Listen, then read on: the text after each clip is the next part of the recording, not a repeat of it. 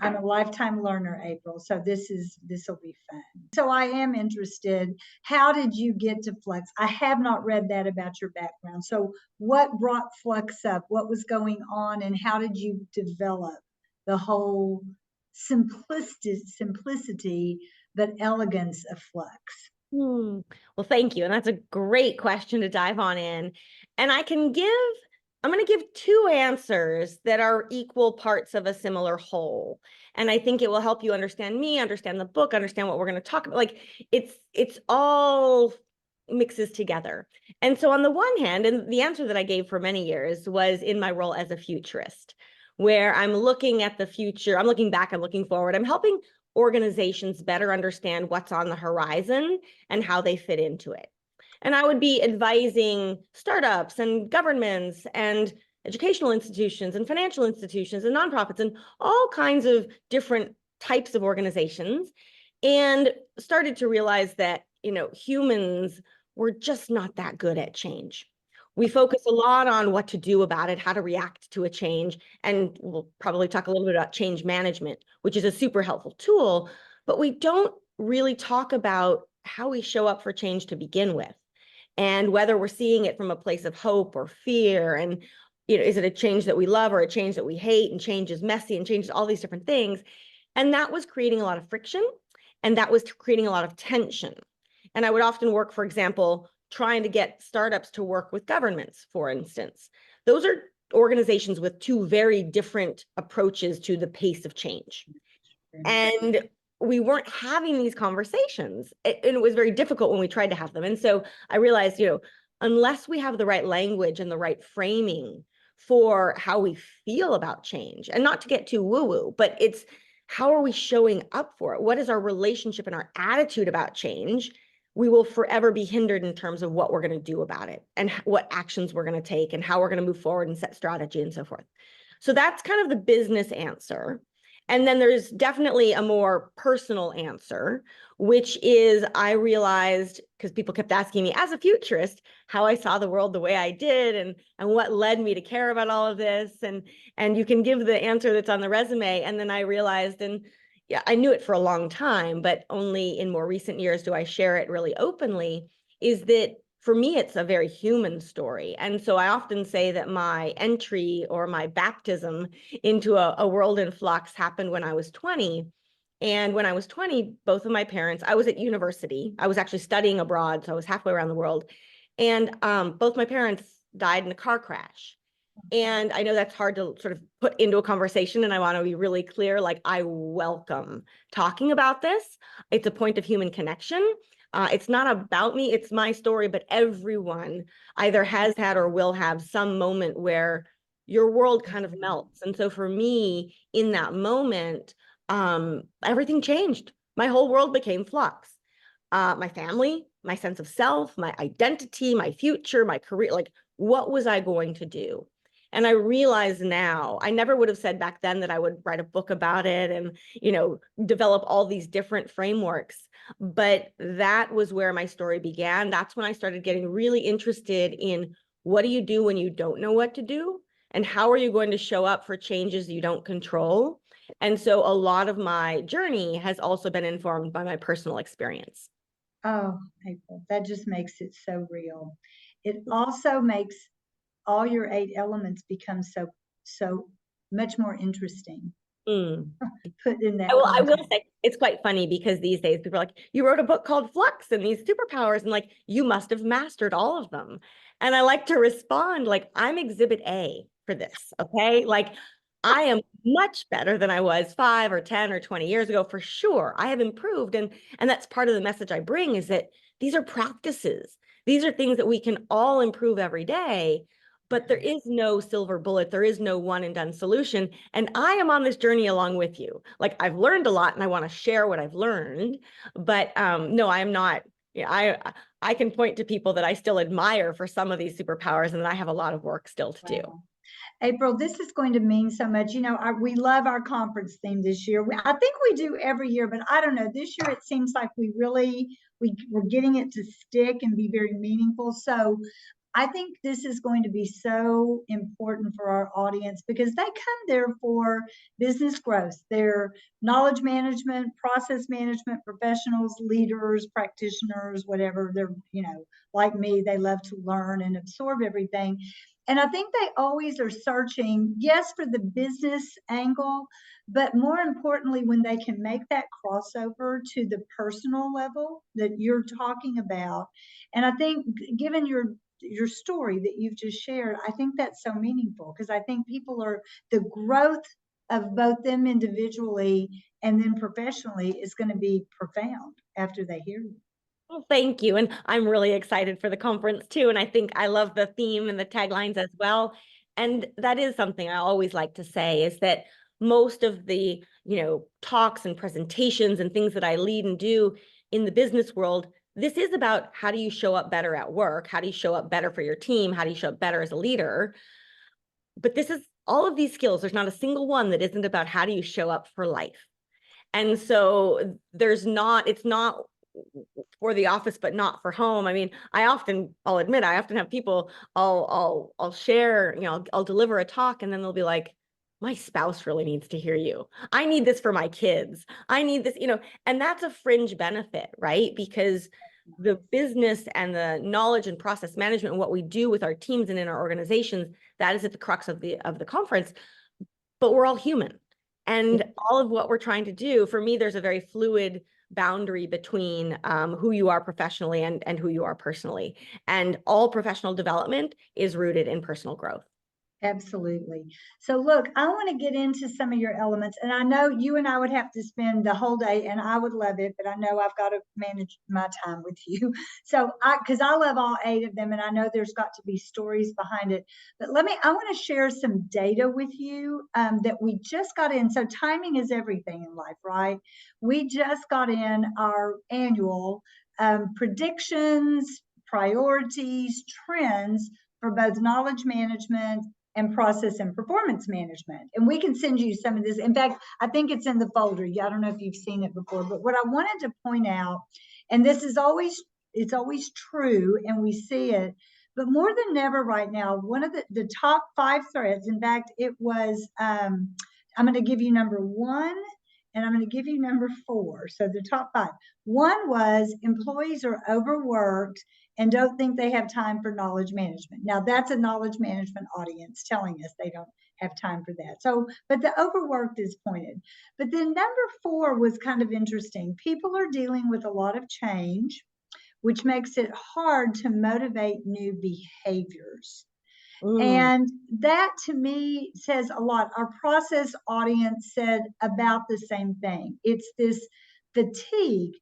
And April, I think we're thinking at APQC, it's got a lot to do with the kind of broader forces that influence both our disciplines, knowledge and process management, but even our organizations. And we see, AI and data privacy. So it's going on the extreme end of, no humans, data, AI, the transformations that organizations still seem to be going through. And then the third one that we kind of are surmising is just the pace of information and how it gets to us. And so the social and global issues just seem to compound all the change and the things that we're dealing with inside of the organization. So say just a little bit about that and what you see. Is there something we're missing and not seeing that's influencing all this feeling of unrest and change that this is so wonderful. I'm like, you know what? I could spend all day talking to you about this as well. I mean, there's not one simple single answer, and my answer will be not long. I'll pause, but like there's a lot to unpack there.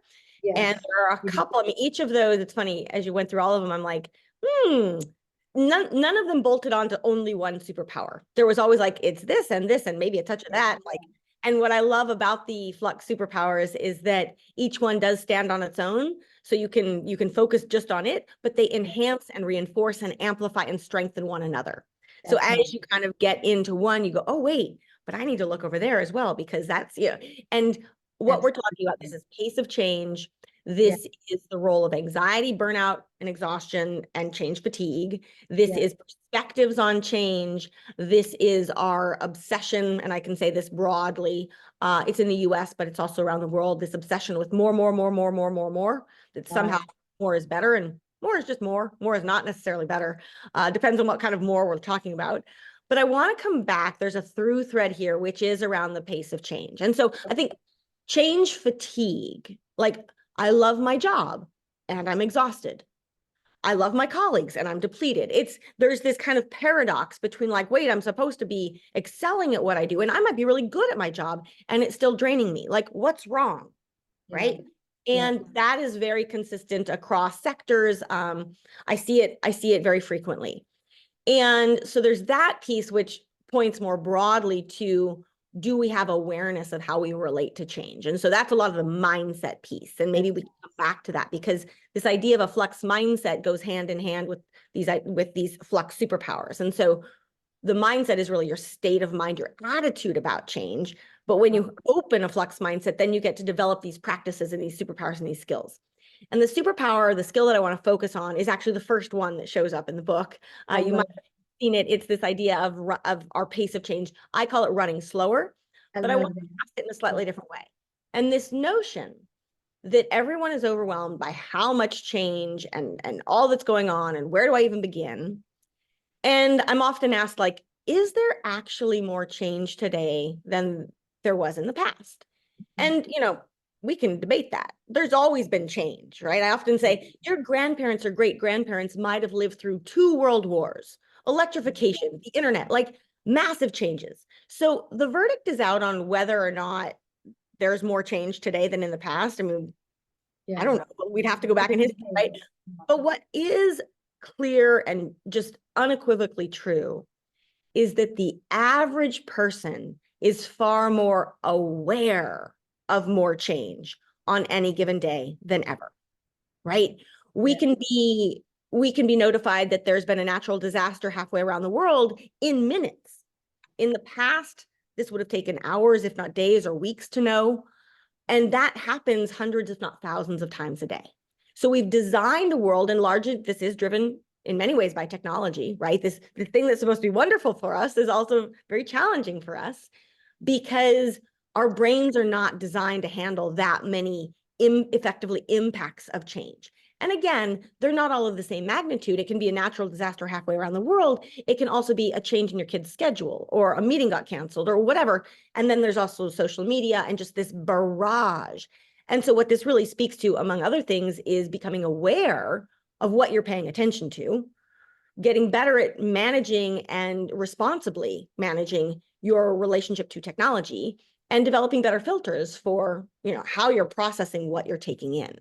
Because the fact is, and I'm pretty sure this will come up in my talk, the pace of change has never been as fast as it is today. I mean, there might not be, we don't know if there's as much change, but the pace is definitely like, it's just all ratcheted up.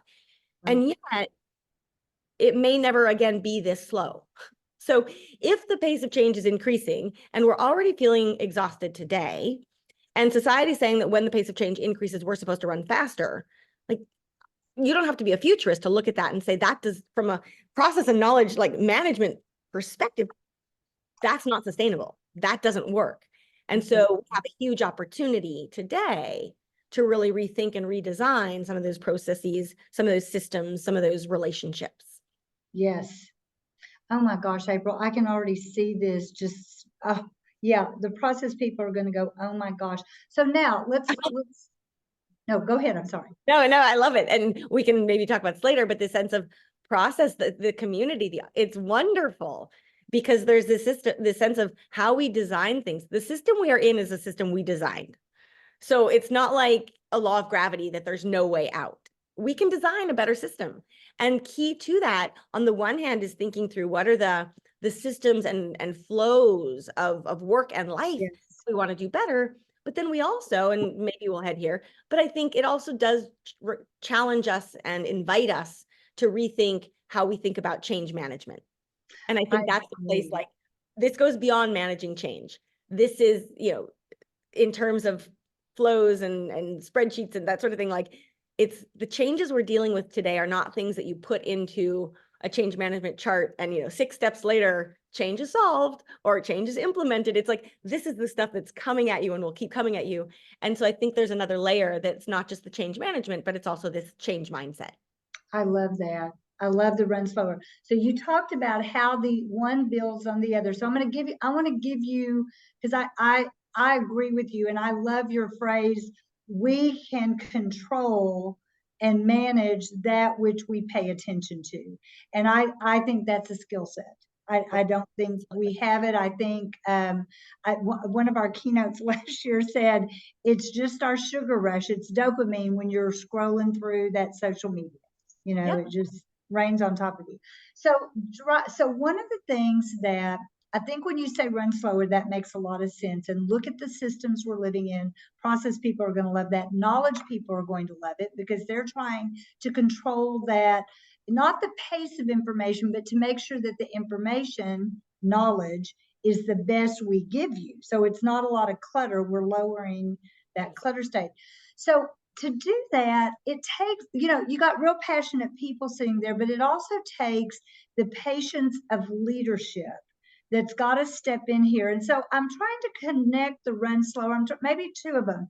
I'm trying to connect it to the start with trust, because you said there, assume good intent, or maybe I need to connect it to let go of the future, because we have something in mind, but if we can't get it past where we need to be, the controlling infrastructure, people, bosses, leadership, whatever it is of the organization, how do we get past that to slow that pace? I love it. And all of these are valid. And there's not one answer for you need to do run slower and then trust and then let go. Actually, you go where people are like, oh, that makes sense. Yes, tell me more. And that might be different for each person. And that's what I love about Flux. But I do want to come back and just briefly clarify, because I'm guessing some people who are tuning in might be like, run slower. Like, that's not the world we live in. I have designed and crafted each of these superpowers to be a bit provocative, a bit counterintuitive. I want to be really clear. The framing, when I say run slower, I do not mean stop. I do not mean be lazy. I do not mean do nothing. I mean learning how to slow in an ever faster paced world.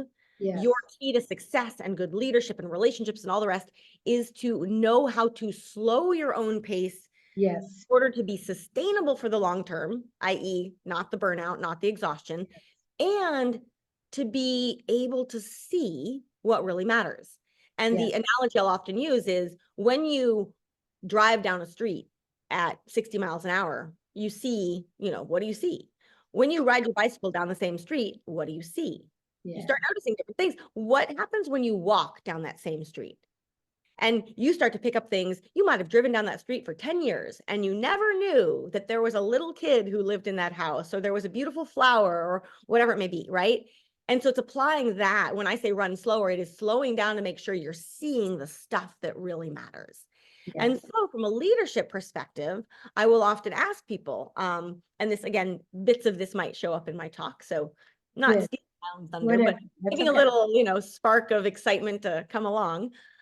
This notion of, as a leader, when do you make your best decisions? When do you have your greatest ahas? When can you really show up for people and be a great leader? It's not when you're running fast all the time. You can't do it. That's when we're running fast. That's when we make mistakes. That's when we drop something or forget something or make short-sighted, rash decisions, which interestingly often end up, we think we need to decide quickly. But what happens is when you rush to decide and then make a mistake, that mistake often usually ends up costing more time, more frustration, often more money than if you'd simply taken a beat, run a bit slower, and gotten it right. So that's just the run slower piece. Now, when you start, here's the interesting thing. When you learn how to slow your pace and just take stock of what you might have been missing and not doing it all the time, I think they might also like this idea, the concept of polarity management, which is, do you know when to sprint? There are times you want to sprint. I remember back with the pandemic, like there were times that we needed to be all out. But you cannot sprint all the time. You need to know when to slack. And when I talk about slack, I talk about that in a really positive light. That is when you recharge, when you replenish, when you take a beat. So it's this polarity management, right? But when you learn how to manage that polarity and how to run slower, you begin to see things you'd not noticed before. And you begin to see things like, that business model isn't working very well. Or that expectation or assumption, that comes from that's a little outdated. We need to update that. Or, gosh, I've been spending all of this money on stuff that doesn't seem to be having the effect I had hoped on our team or our culture. What if I just had a conversation about it instead? But guess what? A conversation is free. Like you start, but you realize that having that conversation would be much, much better than necessarily rolling out a whole new program. I have countless examples of how this plays out. And so it does relate. There's a thread that's about trust. There's a thread that's about letting go. And I'll just go to the let go because it's really interesting. It's another perfect example of where people are like, let go of the future. Like, you're a futurist. You can't say that. Like, that's way too scary. People sort of headlights go off. And again, in terms of how I frame it, I want to be really clear. When I say let go, that does not mean giving up. That does not mean failure. That's not mean shirking your responsibilities. When I say let go, what I mean is letting go of outdated beliefs and assumptions, and letting go, when I say let go of the future, letting go with our obsession with wanting to predict and control the future as if there is one, because there is no one future. And I often joke, like, the future is kind of this figment of our imagination. We can imagine it, but by the time the future actually exists, it's the present. What we have in the future are many different possible futures, all kinds of things that could happen. We just don't know what it's going to be.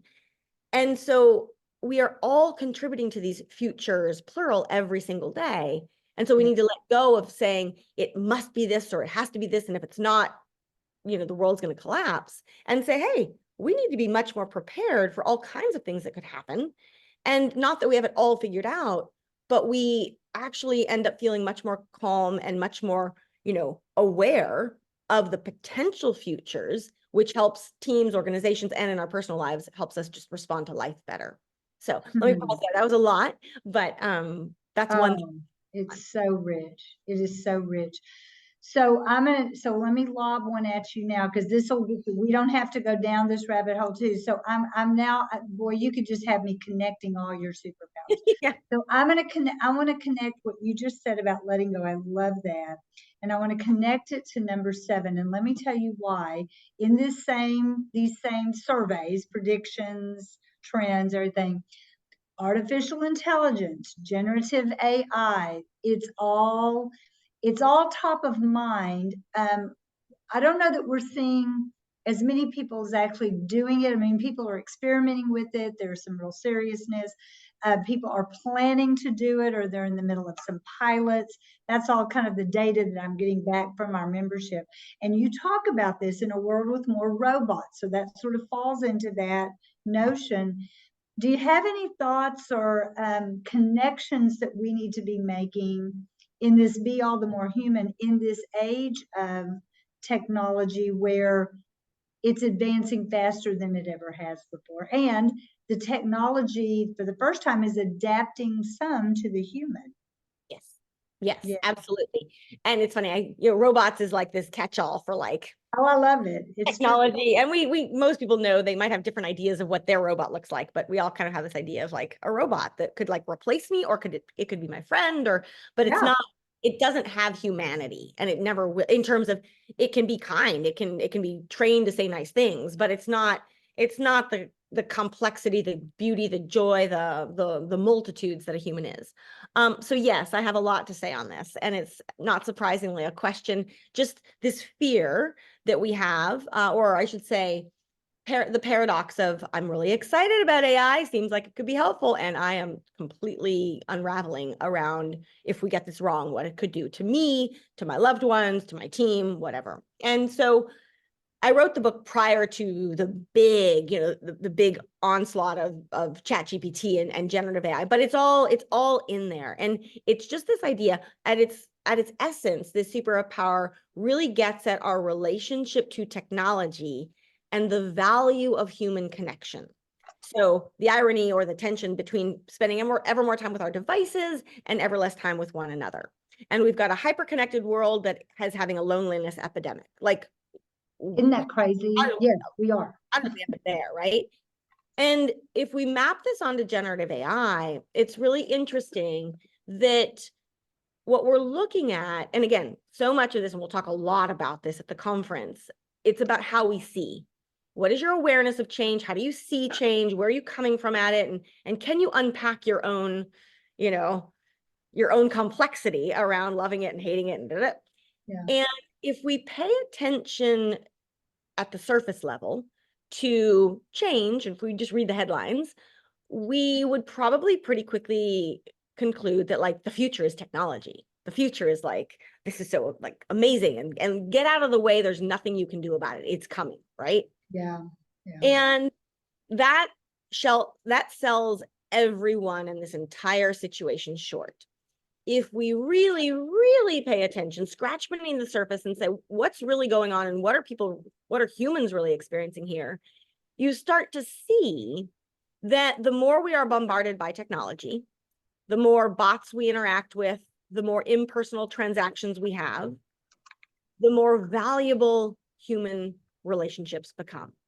The more valuable human connection, the more, and it goes beyond, I just want to talk to a human customer service rep. It's like, I actually, when I look at everything from my fears and anxieties about change to how I am able to best flourish as a human, not from a strict productivity, how many words can you type? How many products can you ship in an hour? Can I be my best self? That is not something, yes, technology can be a means to that end here and there, helpful apps and whatnot, but that is what we get as humans. And so in the world, the more generative AI there is, the more we're relying on some of these technologies. And it's not that they are inherently good or bad. It depends on the intention of the user and of the creator, right? But this idea that organizations who race to automate everything and race to get humans out of the picture, they are going to pay a very, very, very large price for that, especially over time. Ones that actually prioritize and value humans and humanity and the human connection and the humanness of the culture, etc., will be the ones who thrive. And that doesn't mean, what's interesting, and I'm by far the only person who would say this, it's not that automation or AI is going to like completely eliminate 40% of jobs or 50 or whatever. It's not that certain jobs are gone and then everyone else stays around. It's that 100% of jobs are going to change in some way. Everyone will have to use these tools as extensions of themselves in some way, but not replacing themselves and not replacing the irreplaceable, which is the human connection. I love that.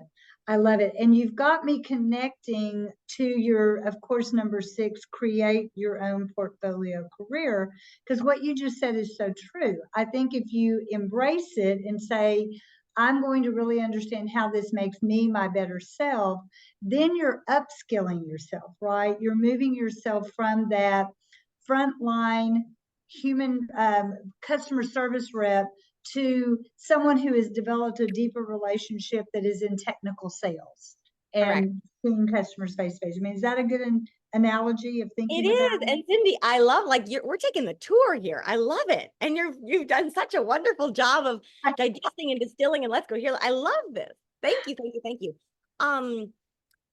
What I would say, yes, it's looking, and so for a brief introduction to this idea of a career portfolio rather than necessarily a career ladder or a career path.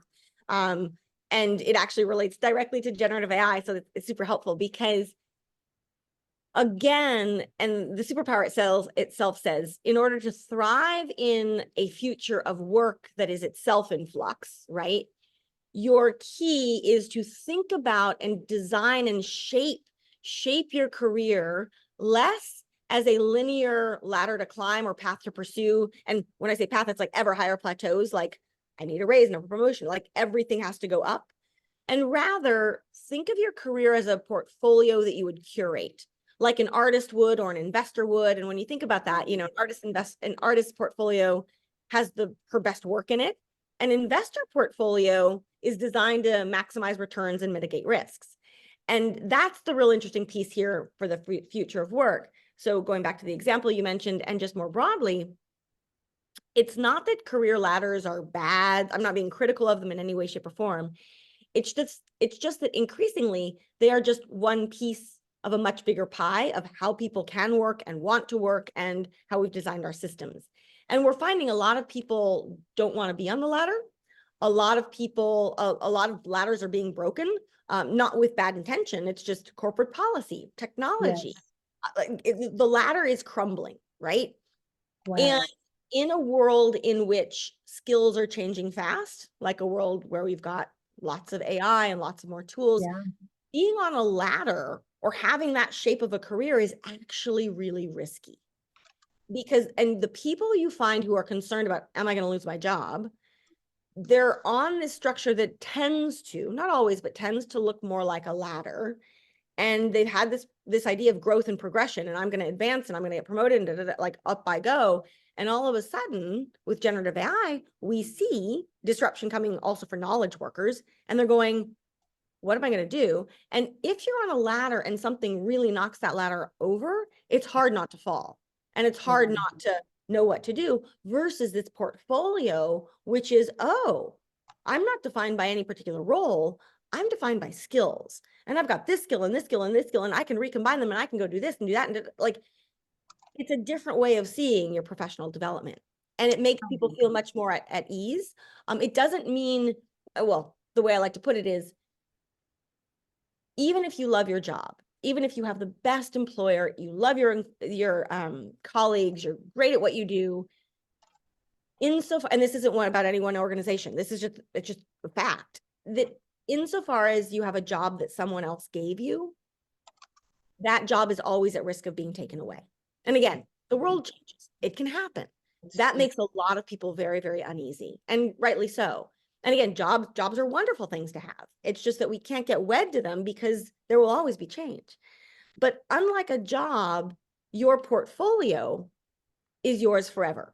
Like, you own it. No one can take it away from you. No one can fire you from it. You can't be laid off from it. Like, it means you have responsibility for your career, but it's always yours. And you get to grow it and evolve it and think about it and reshape it in ways that are fit for you, but also aligned with where the future is heading. So yes to all of that, and a little bit more color and context as to what you make me feel so good. So April, this exceeded my expectations, and I have many more things to ask you, but we'll do that in the next thing. And I'll treat you to a glass of wine when you're here, and I'll ask some real deep things. Fabulous. I would love it. I welcome it. Thank you. Well, thank you. So this was so perfect.